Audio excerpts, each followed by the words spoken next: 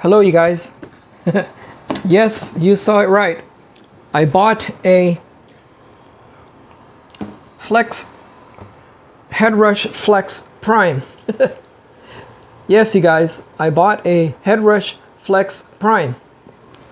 And it's right here. And I'll tell you, this is like a really nice, impressive unit. The sound of it is pretty impressive. And I've been playing with it. There is quite a learning curve to it. But the testing is going to be done when I connect it to my reference speakers here. Okay. And I'm going to crank it because that's going to be the main test. And that's been my question all along with these plugins. How do they sound loud? Because you can play all you want to your heart content with headphones, but when you're playing live, you know, at a full volume with a band, that's the question. How does it hold up to that? Well, according to a lot of YouTube videos I've seen, pretty damn freaking good, man. And I'll show you the power amp I'm going to be using in the future in a minute. But I decided to go digital after selling almost all of my gear. I had a VHT power amp, I had a Mesa Boogie 212 cabinet, a Synergy module with a Bogner Ubershaw, the module, and a number of other gear.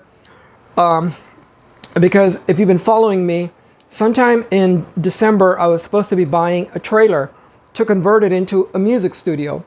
Well, things happened and I broke down, and a lot of the money went to the repair and other things. So I sold the gear in order to go back to that financial level that I was back then. So I've earned enough from selling all of my gear to buy a trailer, and that's where I'm at now. So I said, well, in the meantime, I could go digital, and I said maybe now is the time to test the actual plugins. And lo and behold, I bought the HEADRUSH. Yeah, and it's quite an impressive unit. Like I said, the sounds are very impressive. That's all I can say. And I'm gonna play. I'm not gonna go through a bunch of settings because I don't have the setup, you know, to show you all that, you know, with a camera facing down and another one facing this angle and all that stuff. It's a lot of work, people. Editing the video is just stressful enough. I still haven't even finished the Black Sabbath Ozzy tribute. And then now after his death, well, I have to add more content. So anyways, so I'm going to play you a track right now. And I'm just going to play something that I just came up out of the blue. And this track is made by some YouTube channel called Backtracks Arena. Okay, and I'm going to show you the link right now. So I got to give this guy credit. It's a pretty cool backtrack. And the neat thing about this is that the guitar is one of the functions of features that this unit has is you can drop tune your guitar. So this is my this is a 1959 according to Gibson and Epiphone. This is like almost an exact, I think it's almost an exact replica of a 1959 Les Paul. And yeah, so I'm glad they returned to this different headstock, because I hated the other one where they would cut this thing like that, both ends right here. It looked like crap, you know. And then made in China. The first thing I did is remove the sticker in the back, made in China. Oh God. But eventually what I want to do is find a sticker that says Gibson and put it and remove the Epiphone and put it right here. but I'll look for one in the future. But this is supposed to be a replica of a 1959 Epiphone, Les Paul. And I'll tell you what, man, it's pretty damn freaking nice for being a Chinese-made guitar. It really is. I'm impressed. It does need some few adjustments, you know, and also, I don't know, some sanding around here for the frets. But overall, I'm impressed how well it stays in tune. And I'm really finicky with that. And the other thing I'm not used to is that this hurts after a while. This pointy thing here, I'm not sure. Maybe I can sand it down or I don't know. But other than that, the freaking thing sounds pretty damn nice. And it plays really, really nice. So what I'm going to do is remove the mic that I'm putting right here. I'm going to move it right here because I live in an apartment, and unfortunately there's not a whole lot I can do with the volume. So I'm going to make another video putting the reference monitors, but it's going to go in my van, and I'm going to take the HEADRUSH and I'm going to crank it because I really want to see what this thing sounds like loud. Because if it sounds as good as it sounds at a low volume and with headphones, but in a loud live environment, then I will definitely buy two 12 speaker cabinets.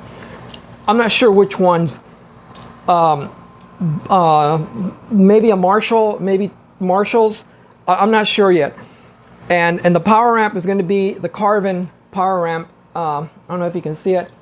It's a Carvin DCM 1000, and it's supposed to be 1,000 watts, but it's in mono.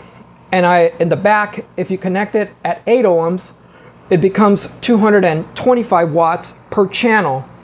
So by doing that, I also reduce the amount of solar panel power that I will need in the van.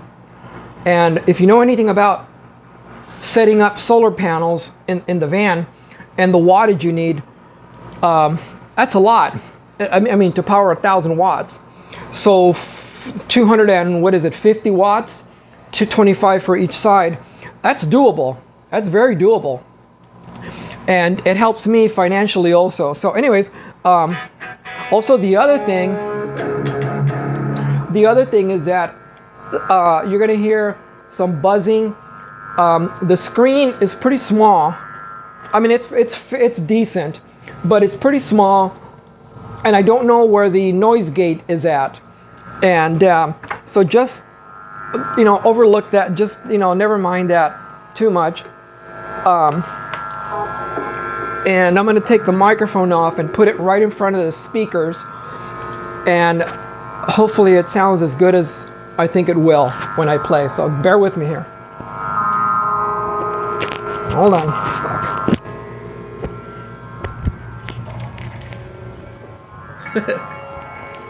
This is a Samsung mic that I bought, and it connects to my cell phone. It's pretty decent because if you hear the volume of this, I mean the audio in this room, it's nasty with reverberation. So okay, here goes.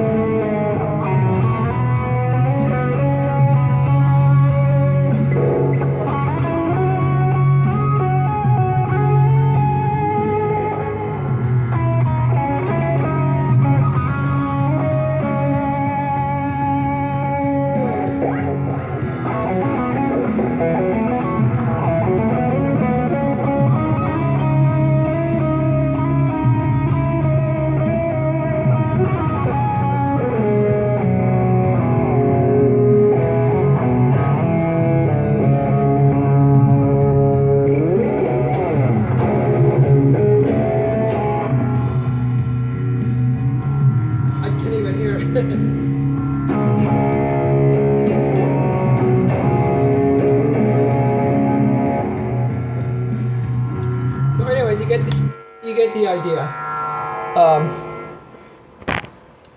So yeah, you get the idea. That's dropped down to C sharp, the guitar, and I also was coming up with some songs from Black Sabbath.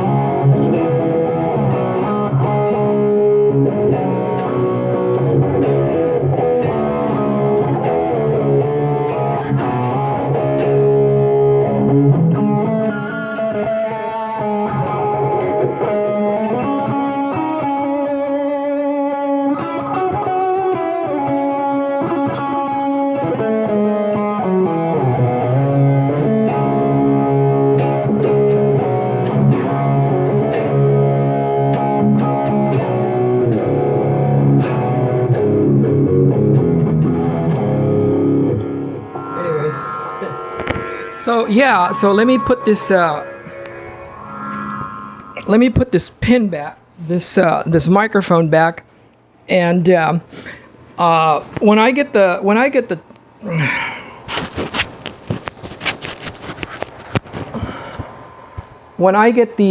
trailer, I shouldn't have to be dealing with all of this mess of trying to, get everything organized and having different setups. I have a GoPro camera, but it's a lot of work, you guys, to do these freaking videos. It really is. So it would be nice if at least you guys would hit a like, because it really is a lot of freaking work, man. It ain't easy doing all these videos because you got the editing and all that stuff. It's a lot of work, man. So hopefully when I get the van, I'll be more stable and I won't have to deal with volume issues. So let me move the camera here, and what I want to show you is the setup I have here.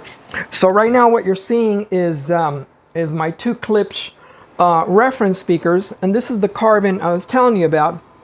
The other cool thing is that I'm really glad I bought this from a friend in Colorado. Is that Z-Tone DI box? It helps clear up the sound a lot more coming from the guitar. So I'm really grateful, that this friend of mine sold me that. And also the interface, because the interface, it's the 18i8.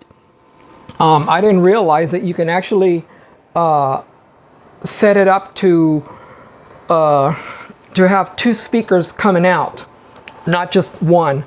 So these are the reference monitors. These are the ones that I was using before, and I'm going to take these to the van and I'm going to connect the HEADRUSH. I mean, it is a nice unit. I haven't even taken the tape off this thing off. So as you can see, it's a really nice unit. I'm not crazy about the pedal. It's really small, so I may end up buying an actual large one because it has a lot of great connections in the back. And I did try to use the looper, but it takes, man, it's going to take a lot of time to learn this stuff. But I do look forward to it. And I was trying to get this extra length, but it just does that, and it's supposed to extend the recording time. I'm not sure. I gotta figure all that out. So if you go back, it goes back to the main amp, and these are actually pretty sensitive because I was holding on to these, not sure what to do, but any slight, yeah, see that? So any slight pressure will activate it, so they're really sensitive.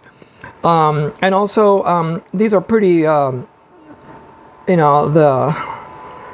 it's a touch screen. I think if you hold it down, see, I'm not sure how to use all this stuff. This is why I don't want to go through all this through all this review stuff, because I'm not prepared for it. I mean, some people have a camera like up here, you know, aiming like exactly at the at the board here. And then they got another camera, you know, facing them, and then another one facing the front. It's like they have the whole thing set up, man. So it's a lot of work, you guys. So this is my setup that I have right now here. And I've got my 3 guitars over here, my Taylor 12 string, my Carvin, and then I got to connect the 88. There's another keyboard here that I bought. Move, Max. Move. I bought this other keyboard, and this thing is a really, really nice one, man. It's the Arturia 61 Key Lab. I mean, the keys are, oh my God, they're fantastic. I'm not a keyboard player, as you know, but the keys are absolutely wonderful. I love it.